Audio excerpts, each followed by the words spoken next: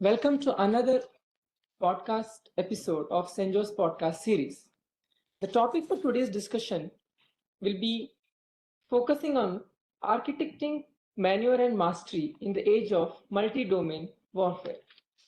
And to discuss on this topic, we have the honor of hosting Lt Gen AB Shivane, Param Visist Seva Medal, Ati Visist Seva Medal, Visist Seva Medal, retired.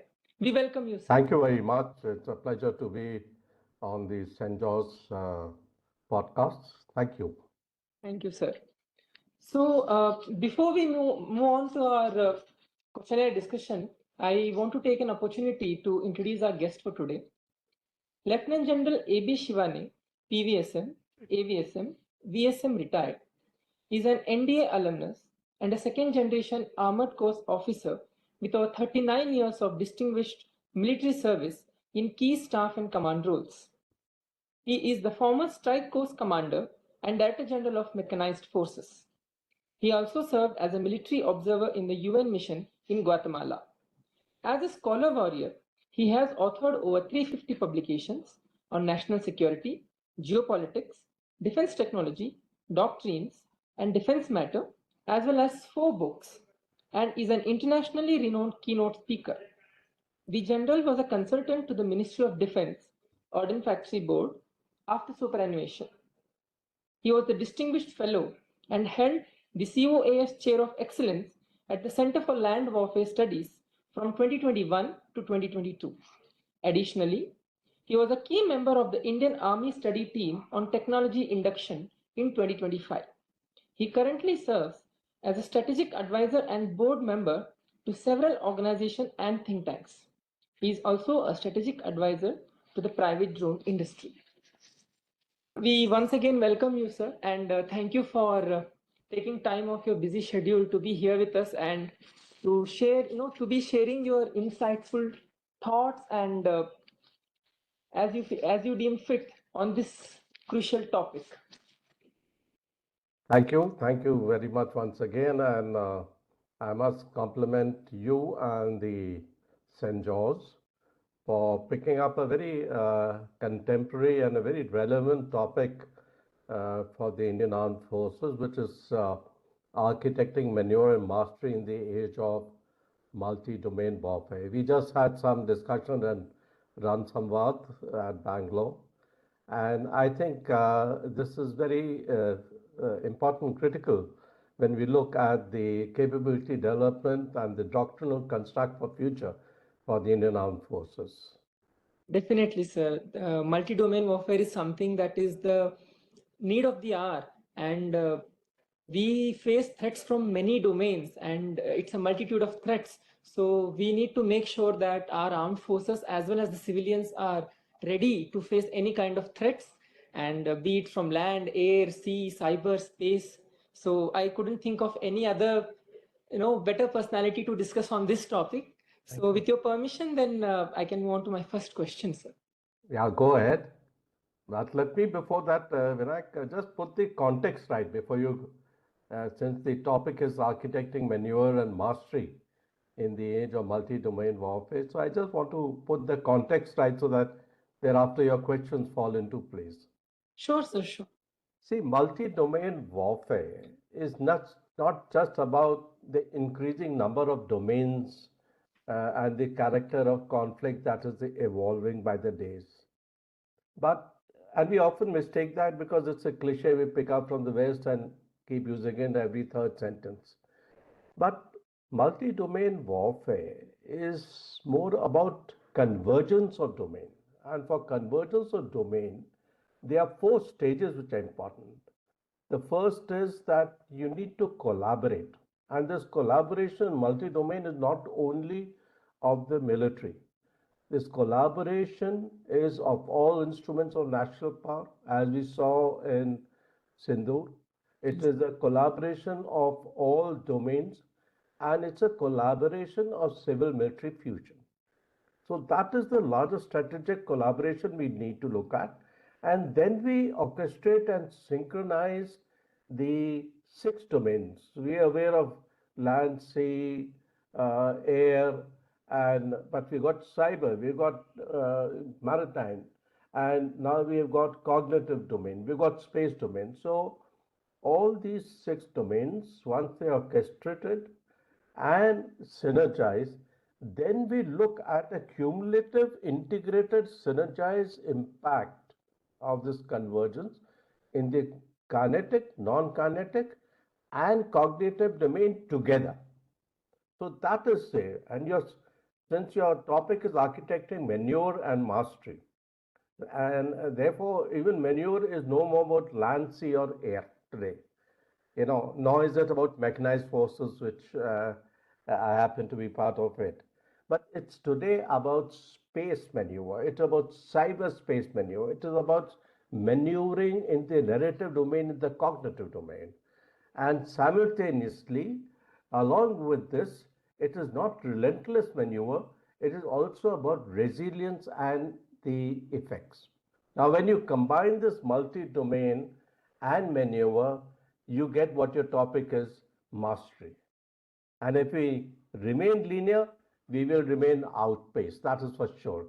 If we remain siloed, we will be outmaneuvered.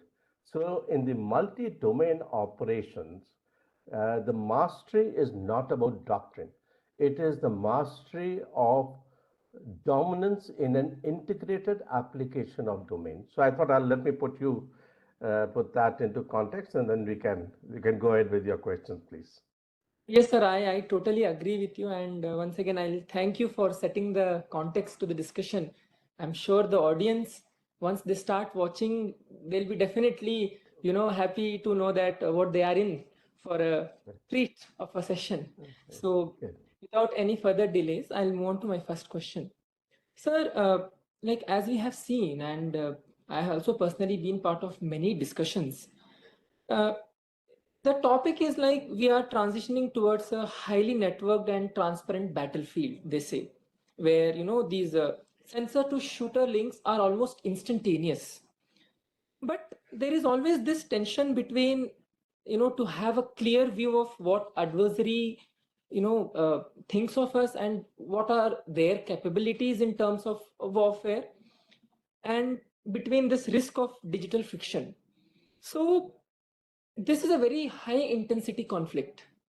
So how do you think that we practically need to ensure that this real-time data will actually help us in accelerating this whole OODA loop, like observe, orient, decision and act loop, rather than creating just a state of analysis and paralysis? Uh, since you have been an active soldier for 39, 40 years, so what is your perspective on this? Yeah, I've transited in my service from seeking data to coming to a stage closer to my retirement, bombed by data. So, data overload and data superiority is something which is related to, like you say, analysis paralysis. But if you are grounded in the basics, if you're grounded in the basics and the basics of operation art, there are four factors of operational art, which is time, space, force, and information.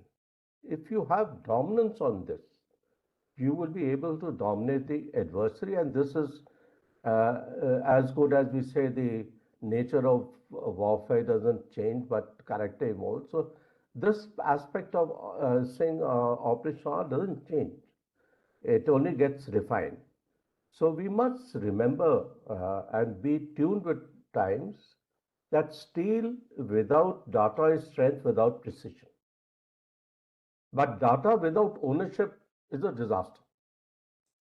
Now, when you talk of OODA loop, see, when John Boyd, the Air Force colonel that time, came up with the OODA loop, he spoke of compression of the process, that is observe, orient, decide, and act, in such a manner that it is compressed within the adversary's OODA cycle.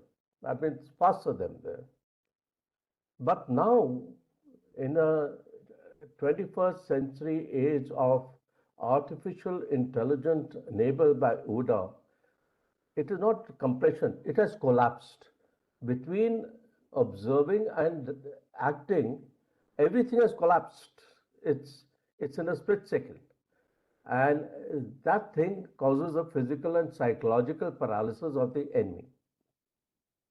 But you must understand, and we must all understand, as whether we are strategic analysis, military analysis, or soldiers in various uniform. You also a soldier in a different uniform. See, a super OODA loop, which is AI enabled, may process information flawlessly and at super speed.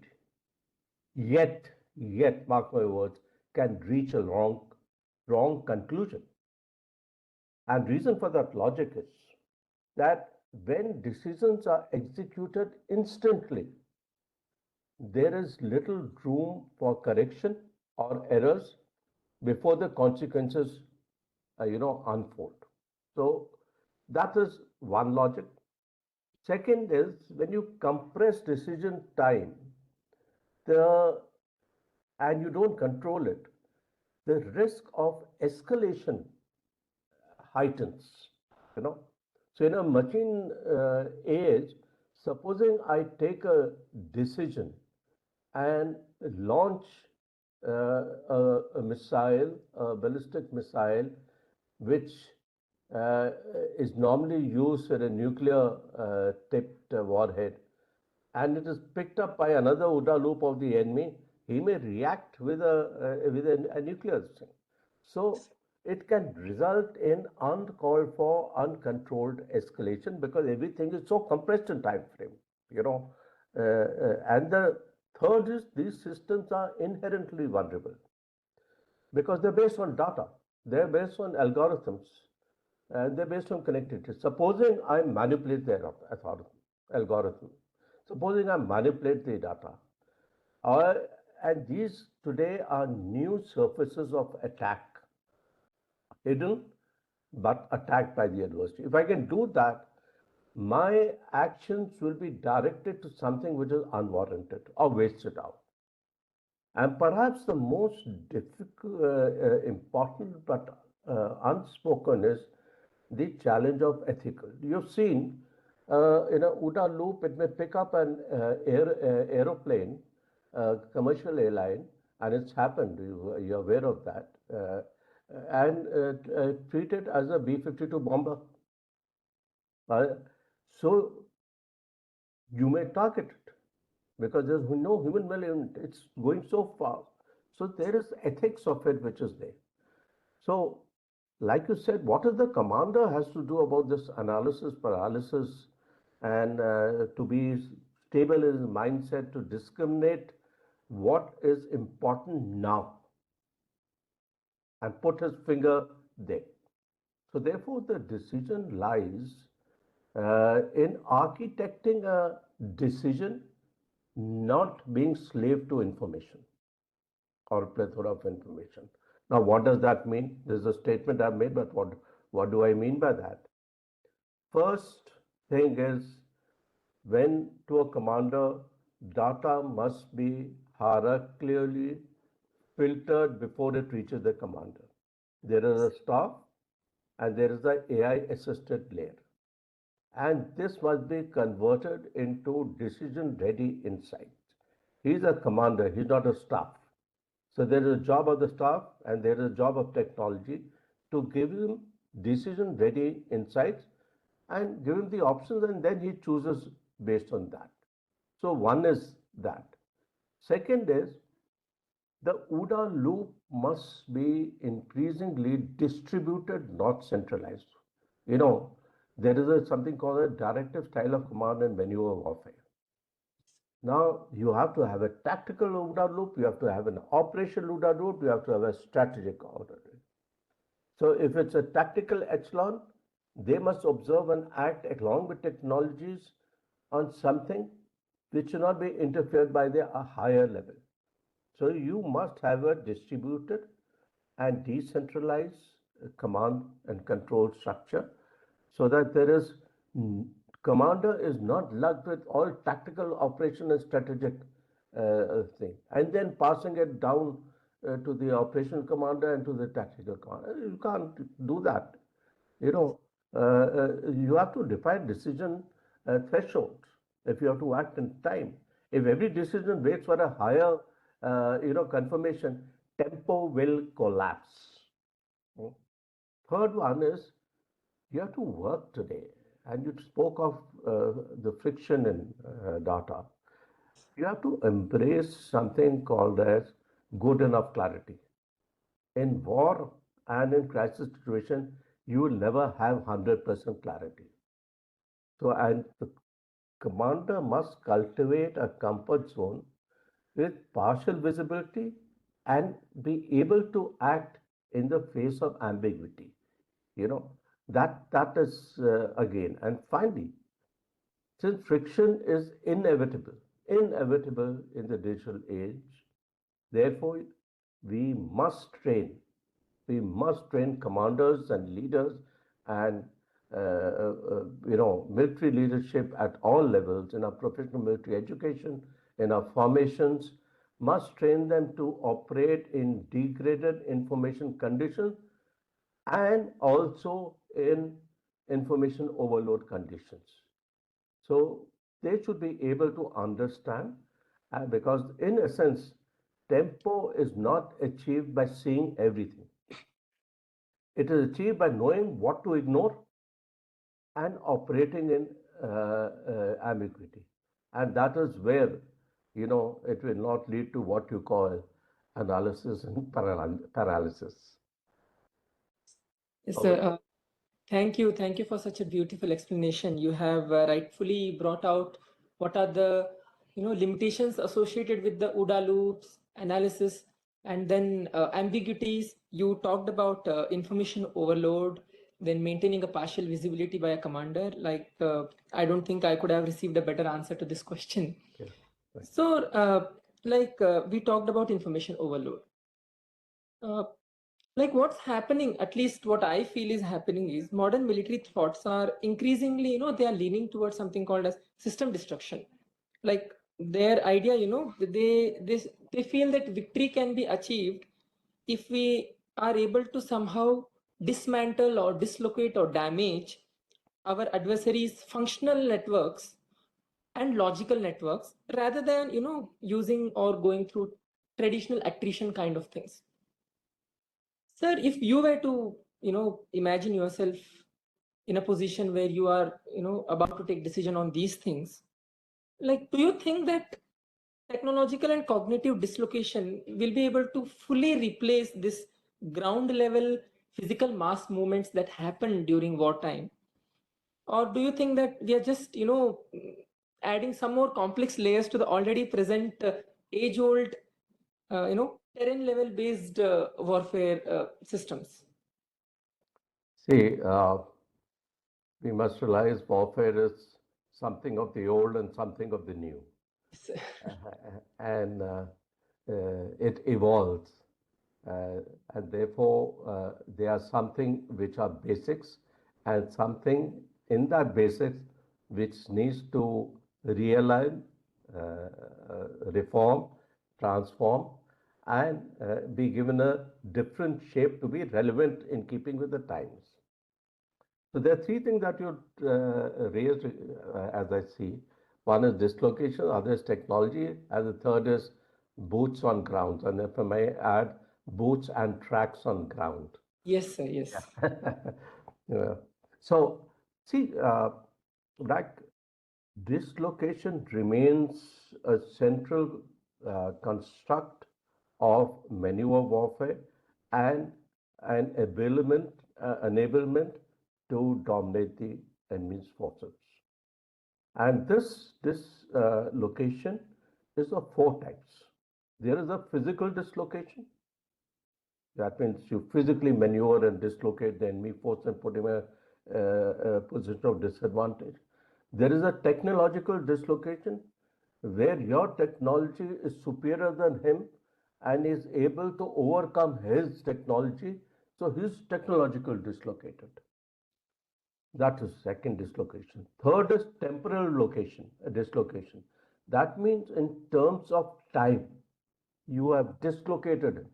Your tempo is such that your tempo has dislocated him in his time, you know, in his time cycle. And third is cognitive dislocation. That means your information warfare, your narrative, and your tempo of operations, everything combined together, psychologically you've dislocated him before this. And this requires, like I said initially, a convergence of all domains because the dislocation is all domains, it requires that. So that is dislocation. Now, technology. Technology today has taken such a important piece of war fighters' enablement. I would say enablement is that the adversary will always look at collapsing your systems, which help you to converge. This I've written this Mamekshaw paper recently for clause where I've called C5 ISR is the center of gravity in a multi-domain operations. If you can target that C5 ISR, you disrupt the convergence, and if you disrupt the convergence, the effects will be diluted. So the adversary will disrupt data. Electronic warfare will disrupt your communication and command nodes and your cognitive cohesion, and try to get the psychological paralysis even before a physical effect takes place. Now, but this does not eliminate the human factor, which is very important. It's coming to your boots on ground. See, political objectives ultimately require physical control. You've seen in Iran war, physical control of Hormuz. You may have bombed, you may have done this, but where's the crisis where everyone put a red flag? When Hormuz Strait was, closed. So it requires a physical control, especially in operational environment of contested and disputed borders like us. And it's not necessarily on ground. You have to control maritime domain, you have to control your airspace, you have to control your land territory. But when we have contested, disputed borders, the land territory becomes the primacy. Because politically, you cannot, as a nation, accept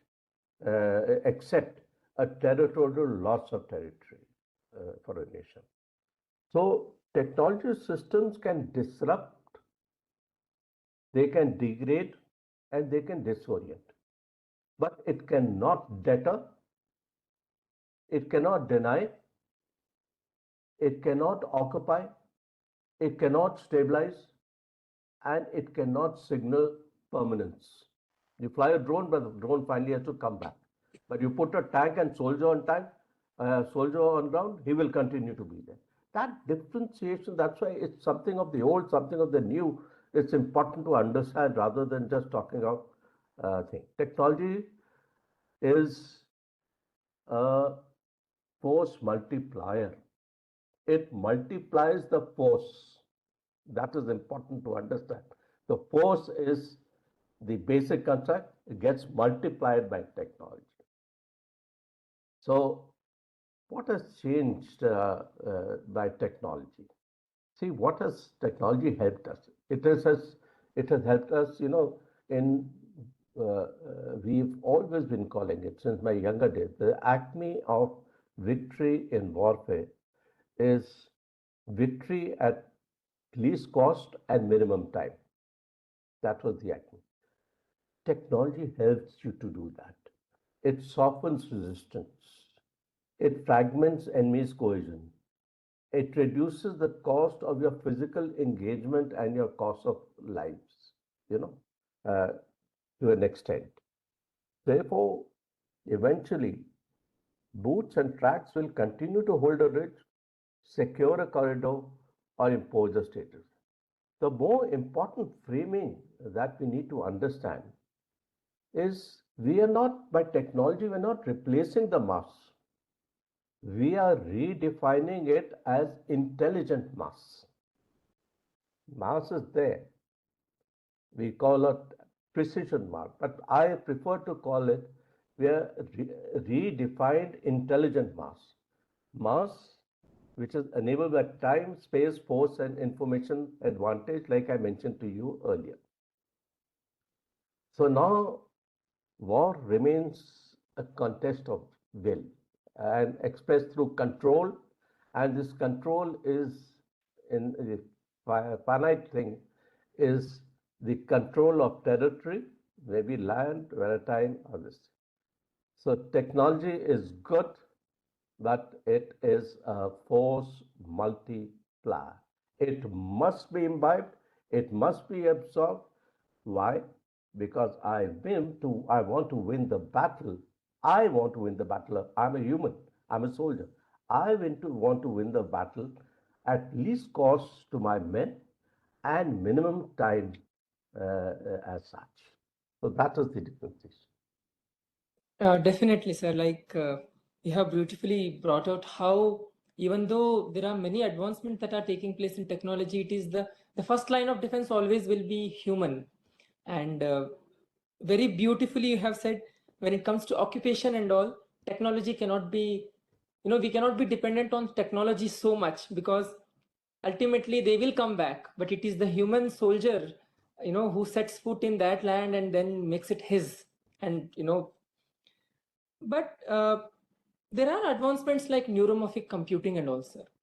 Yeah. So where the machines are able to decide on their own without having to go back to humans.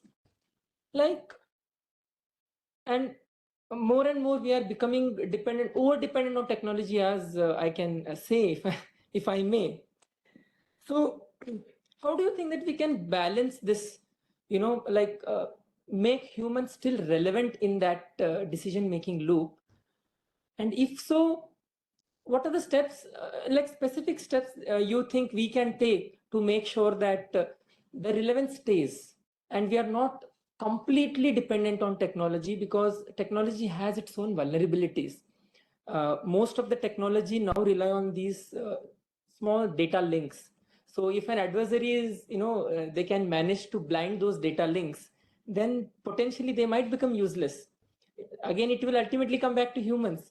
So how do you think that we can balance this human presence in decision making, along with adopting to new technologies that might emerge? Like you very well said that the important thing for any warfighter is not forget your basics when technology is not available, right? Definitely.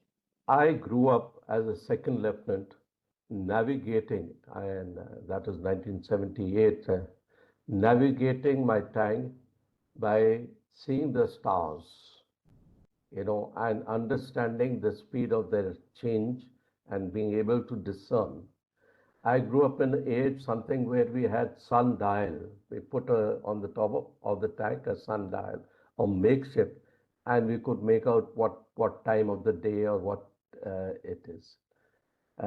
Then I came to gyro compass and maps, gyro compass, and we had to get out of the tank magnetic field and put our compass and realign and move in that direction.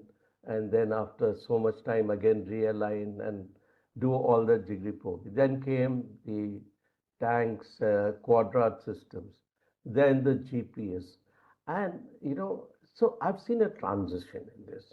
But I never ever, whenever I was the co-commander also, I always had a phase in the operation where technology was blank.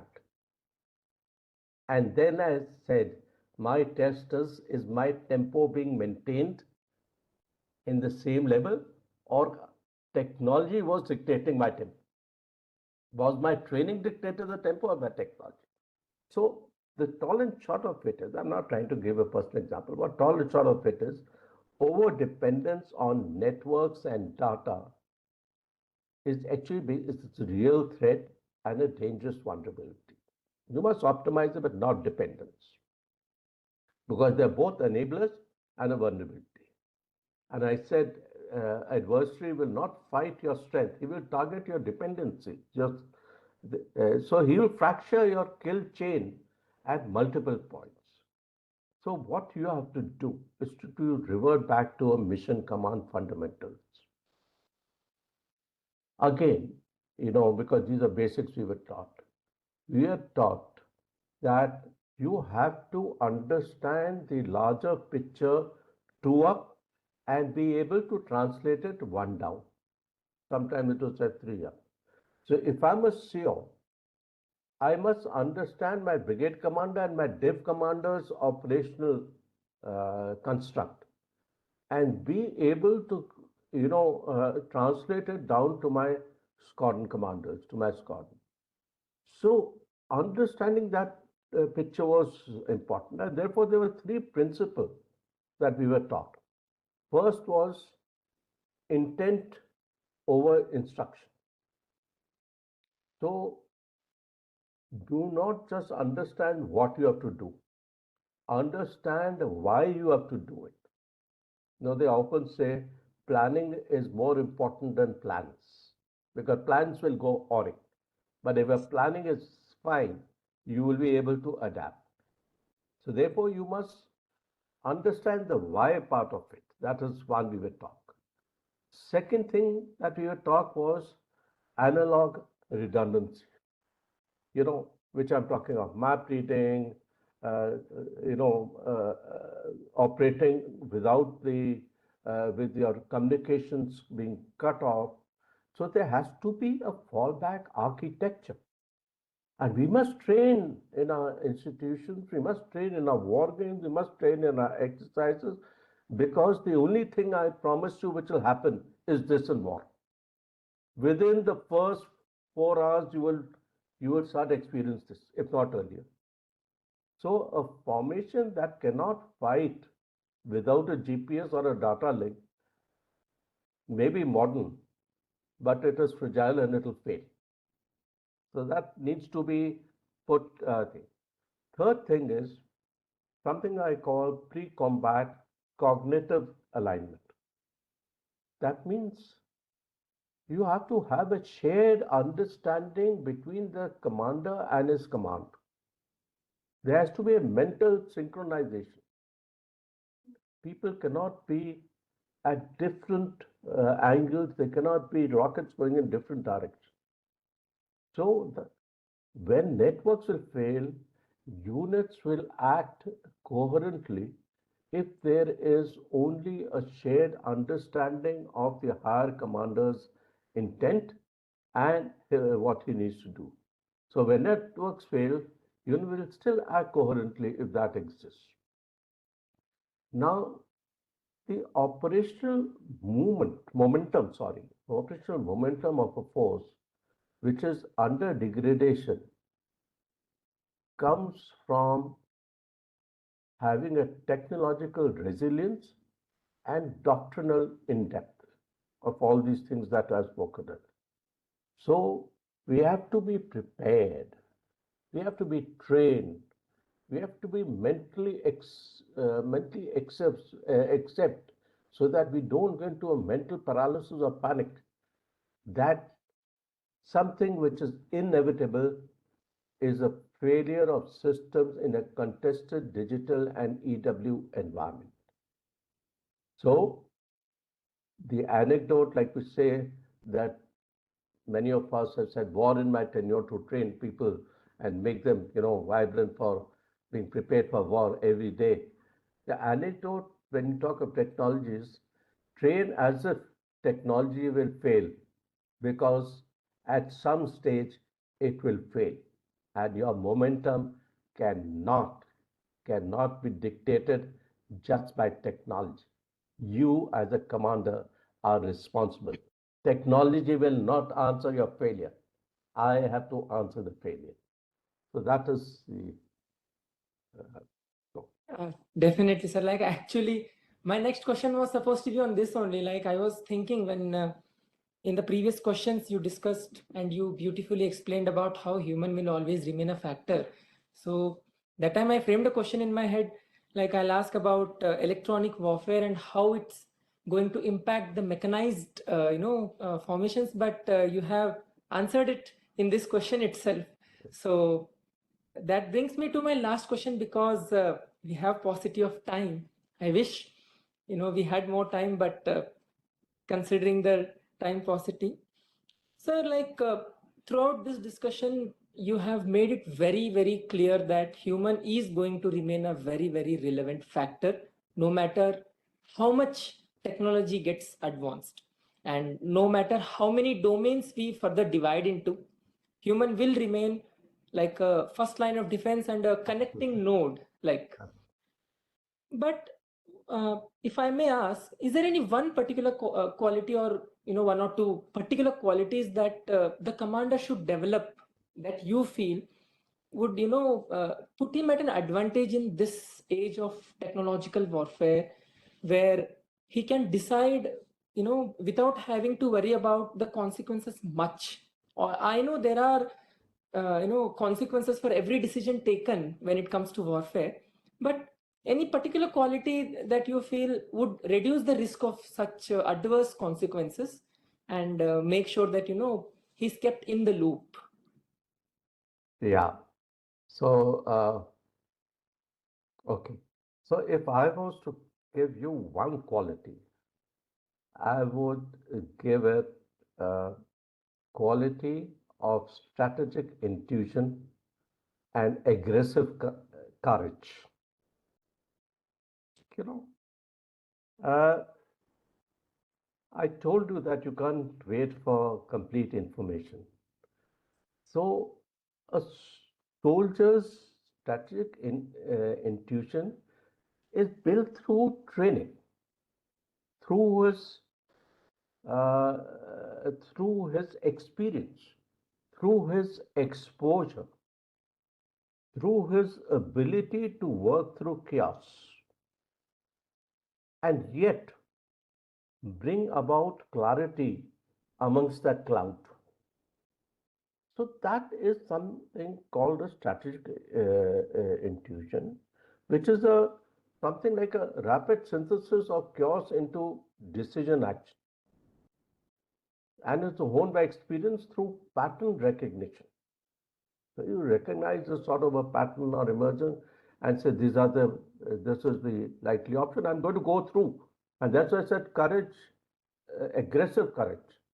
Don't wait for them. We are all supposed to be tigers to be taking decisions.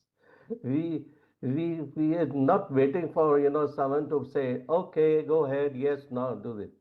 No, sir. It doesn't happen in war. You have to take decisions. You have to have moral courage. You have to have physical courage. You know. So three basics are there. Technology is not a force. Is a force multiplier, not force. Technology doesn't change tools. Technology is a tool, but it does not change the essence of command, and it affects the character of warfare, but it doesn't. It doesn't. You know. Uh, it doesn't be an alternative for contest of wills and human career. So the quality that will separate actually decisive leaders from, if I may say, overwhelmed, okay, is what I've told you of trained strategic intuition and experience. Now, that is well said. It's a term. But how do you, I'm sure you would ask me, sir, how does it come from? Or how do you develop that? Look, first thing that you need is a deep professional military education and thought leadership. I have written to your introduction, you had said I was Chief of Army Staff, Chair of Excellence in Clause. I wrote a book of professional military education, Making of the 21st Century Warrior. When you must read it, it it talks of all the questions that you asked me, because these are questions that the future military leadership will face, and the answers to that are how do we transform our education system, not training system. Education is more than training as such. So a deep professional military education will create thought leaders, you know. So that's very important. Second is repeated exposure to complex scenarios. We love to see in our comfort zones, but we have to be operating in our uncomfortable zones more often, you know, and then reflect our failures more than our success. Then only we will learn. We don't have to pat ourselves. We have to pull ourselves together and say, why did I fail in this complex, chaotic operational environment? You will learn then, I think. And therefore, also likewise said, you have to work on the principles rather than the procedures. So identify the true center of gravity and noise that is likely to come and create chaos. Then sense when you must accelerate and when you must pause. That's important.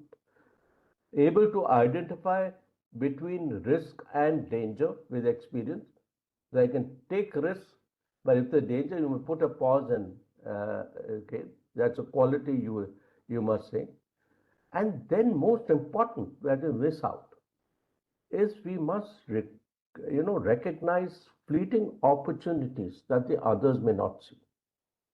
And fleeting opportunity is the instinct of seeing the gap and having the courage to exploit it before it closes, even if it is a small opening.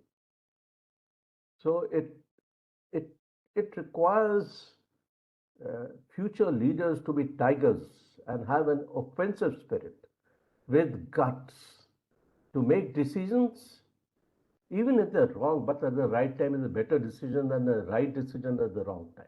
That, wrong letting go of time and then taking decision is unacceptable in today's 21st century war.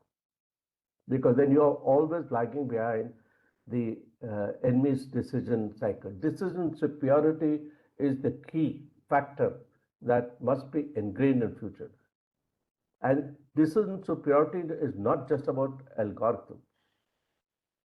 It is about a commander's judgment, a commander's intuition, a commander's experience, a commander's courage to take these decisions under uncertainty, shaped by profession, military education, experience, responsibility, and moral courage. So that is something which is very important as I look at it. Yes, sir. Absolutely agree with you. Like you have brought out one quality and one, you said about strategic intuition and aggressive courage. I'm pretty sure the audience who will be watching this will be benefited because you have also told how to develop that.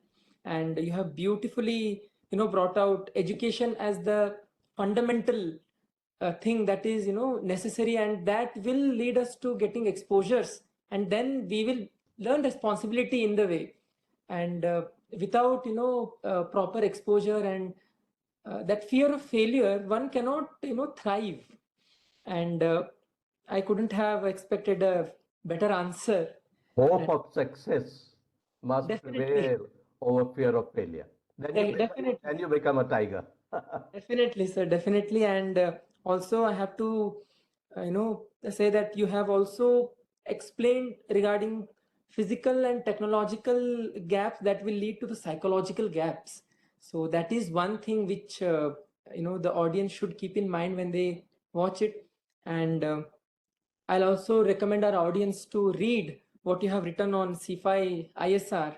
Today, even, I had a very narrow understanding of C4 ISR, but I got to learn something today that there is C5 ISR. So I'll make an effort myself to read that. And It's a recent Manekshaw paper yes, about sir, yes, sir. I'll definitely make an effort. 2 weeks ago. Sure. Available online. Sure, sir. And also regarding your book, Making of the 21st Century Warrior, I'm sure whatever the points you have mentioned here regarding these questions, audience will find the answers to many more such questions. And with this, I formally thank you for agreeing to be a guest and for answering all these questions that were running in my mind regarding the balance between technology and human. And definitely human will remain forever relevant no matter how advanced technology gets. And thank you once again for taking time off your busy schedule, and would love to continue having more such associations. Thank you very much, Vinayak. It's a pleasure to speak to you and express my thoughts on something which is very close to my heart. And it's my time to give back to the next generation what I learned from my previous generation. So when I transit from distinguished to extinguished, such sort of podcasts give me a lot of pleasure. Soldier will always remain distinguished, sir. Thank you very much. Jai Hind. Jai Hind, sir. And for our online audience, this episode shall be broadcasted, and we'll meet in another exciting episode. So till then, Jai Hind and take care. Thank you, sir. Thank you.